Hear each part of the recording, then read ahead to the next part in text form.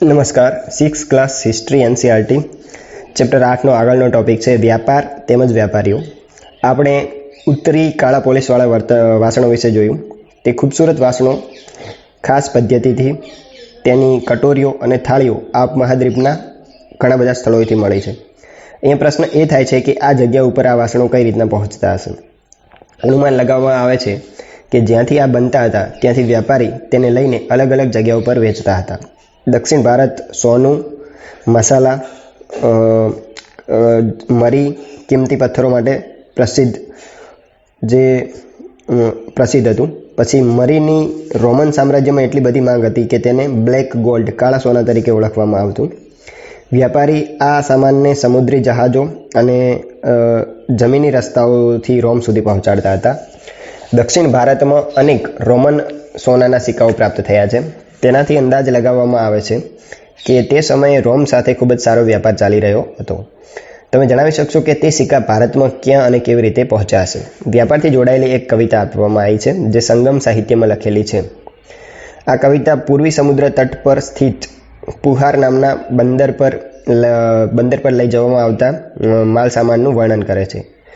તો લખેલું છે કે સમુદ્રી જહાજ પર લાવવામાં આવેલ તેજ તરાર ઘોડાઓ, ગાડીઓ પર મરીના કોથળાઓ, હિમાલયથી મળેલા રત્નો અને સોનું, દક્ષિણની પહાડીઓથી લાવવામાં આવેલ ચંદનના લાકડાઓ, દક્ષિણ સાગરના મોતી અને પૂર્વ સાગરના મૂંગ, ગંગા અને કાવેરીના ધાન, શ્રીલંકાથી આવેલ ખાદ્યાન્ન, મ્યાનમારથી બનેલ માટીના વાસણો અને અન્ય દુર્લભ કિંમતી આયાત.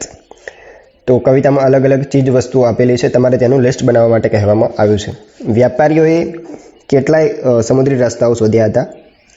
તેમાં કેટલાક સમુદ્રના કિનારે ચાલતા તો કેટલાક અરબ સાગર અને બંગાળની ખાડીને પાર કરતા. સમુદ્રના કિનારે ચાલવાનું કારણ એ હતું કે એ વખતે એટલા બધા એડવાન્સ ટેકનોલોજીવાળા જહાજો બન્યા ન હતા કે જે ખૂબ જ ઊંડે સુધી જઈ શકે. તો આ લોકો શું કરતા કે સમુદ્રના કિનારાથી થોડે દૂર રહી અને જહાજને ચલાવતા અને કિનારે આગળ જતા જે પણ દેશ આવતો કે શહેર આવતું ત્યાં પોતાની ચીજ વસ્તુ વેચી અને આગળ વધતા. આ રીતના કિનારે કિનારે ચાલીને એ સમયમાં વ્યાપાર થતો હતો.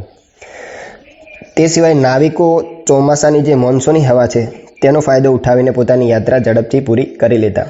મતલબ એ સમયે એ પ્રકારના જહાજો ન હતા. તે જહાજો સંપૂર્ણપણે જે પવનો હોય છે તેના પર આધારિત હતા. તેઓ આફ્રિકા કે અરબના પૂર્વી તટથી આ ઉપમહાદ્વીપના પશ્ચિમી તટ પર પહોંચવા ઈચ્છતા હતા. તો દક્ષિણ પશ્ચિમ મોન્સૂન સાથે ચાલવાનું તેઓ પસંદ કરતા. આ લાંબી યાત્રાઓ માટે મજબૂત જહાજોનું નિર્માણ કરવામાં આવતું હતું. ત્યારબાદ અહીંયા આગળનો ટોપિક છે કે સમુદ્રના કિનારે આવેલા રાજ્યો. તો ભારતીય ઉપમહાદ્વીપના દક્ષિણ ભાગમાં ખૂબ જ વિશાળ તટીય પ્રદેશ છે, મતલબ સમુદ્ર કિનારો છે. તેમાં ઘણા બધા પહાડો છે, મેદાનો છે અને નદીઓના મેદાન છે. નદીઓના મેદાની વિસ્તારોમાં કાવેરીનું મેદાન સૌથી ફળદ્રુપ છે. મેદાની ઇલાકાઓ અને તટીય ઇલાકાઓના સરદારો અને રાજાઓની પાસે ધીમે ધીમે ઘણી બધી સંપત્તિ અને શક્તિ થઈ ગઈ હતી. સંગમ કવિતાઓમાં મૂવેન્દારની ચર્ચા મળે છે. મૂવેન્દાર એક તમિલ શબ્દ છે જેનો અર્થ થાય છે મુખ્યો. તેનો પ્રયોગ 3 શાસક પરિવારોના મુખ્ય માટે કરવામાં આવ્યો હતો. તે છે ચોલ, ચેર અને પાંડ્ય. નકશા 7ની અંદર તે દર્શાવવામાં આવ્યું છે, જેઓ 2300 વર્ષ પહેલાં દક્ષિણ ભારતમાં ખૂબ જ શક્તિશાળી માનવામાં આવતા હતા. આ ત્રણેય મુખ્યાઓ પોતાના બે સત્તા કેન્દ્રો હતા. તેમાં એક હતું સમુદ્ર કિનારાની નજીક અને એક બીજું હતું અંદરના હિસ્સામાં. આ પ્રકારે 6 કેન્દ્રોમાંથી 2 ખૂબ જ મહત્વપૂર્ણ હતા.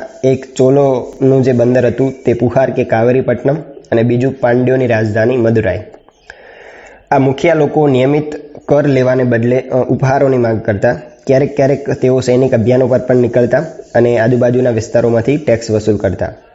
તેમાંથી કેટલુંક ધન તે પોતાની પાસે રાખતા, બાકીનું પોતાના સમર્થકો, પછી રિશ્તેદારો, સિપાહીઓ અને કવિઓની વચ્ચે વહેંચી દેતા.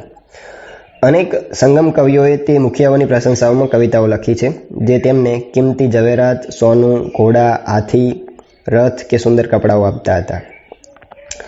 તેમાંથી લગભગ 200 વર્ષ બાદ પશ્ચિમ ભારત નકશા 7ની અંદર દર્શાવવામાં આવ્યું છે. તેમાં સાતવાહન નામના રાજવંશનો પ્રભાવ વધવા લાગે છે. સાતવાહનોનો સૌથી પ્રમુખ રાજા ગૌતમીપુત્ર સાતકર્ણી માનવામાં આવે છે.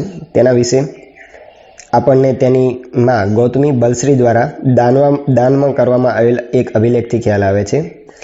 તે અને બીજા તમામ સાતવાહન શાસક દક્ષિણાપથના સ્વામી કહેવામાં આવતા. દક્ષિણાપથનો અર્થ છે દક્ષિણ તરફ જવાવાળો રસ્તો. સમગ્ર દક્ષિણ ક્ષેત્ર માટે તે નામ પ્રચલિત હતું. સાતકર્ણીએ પૂર્વ, પશ્ચિમ અને દક્ષિણી તટ પર પોતાની સેનાઓ મોકલી હતી. શું તમે કહી શકશો કે તેઓ તટ ઉપર નિયંત્રણ કેમ કરતા? સ્વાભાવિક છે કે એ વખતે વ્યાપાર સમુદ્ર તટના આધારે થતો, તો જે લોકો કિનારે કિનારે વેપાર કરવા નીકળતા તેમની પાસેથી ભરપૂર માત્રામાં ટેક્સ મળી શકે, એટલા માટે તેઓ જે કોસ્ટલ લાઇન હોય છે તેને કંટ્રોલ કરીને રાખતા. રેશમ માર્ગ અને કૃષાણો. કેટલાક શાસક તેના વિશાળ હિસ્સા ઉપર પોતાનું નિયંત્રણ કરવા ઈચ્છતા હતા.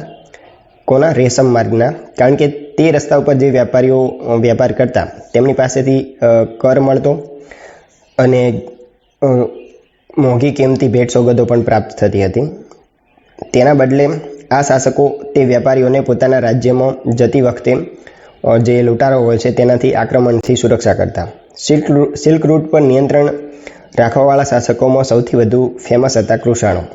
લગભગ 2000 વર્ષ પહેલાં મધ્ય એશિયા અને પશ્ચિમોત્તર ભારત પર તેમનું શાસન હતું. પેશાવર અને મથુરા તેમના બે મુખ્ય શક્તિશાળી કેન્દ્રો હતા. તક્ષશિલા પણ તેમના જ રાજ્યનો હિસ્સો હતો. તેમના શાસનકાળમાં જ સિલ્ક રૂટની એક શાખા મધ્ય એશિયાથી થઈને સિંધુ નદીના બંદરો સુધી પહોંચતી હતી. અહીંયાથી જહાજો દ્વારા રેશમ પશ્ચિમ તરફ અને રોમન સામ્રાજ્ય સુધી પહોંચાડવામાં આવતું. ઉપયોગી શબ્દો છે લોખંડ, સિંચાઈ, સંગમ, બંદર, શ્રેણી, વ્યાપારી અને રેશમ માર્ગ. કેટલીક તારીખો છે.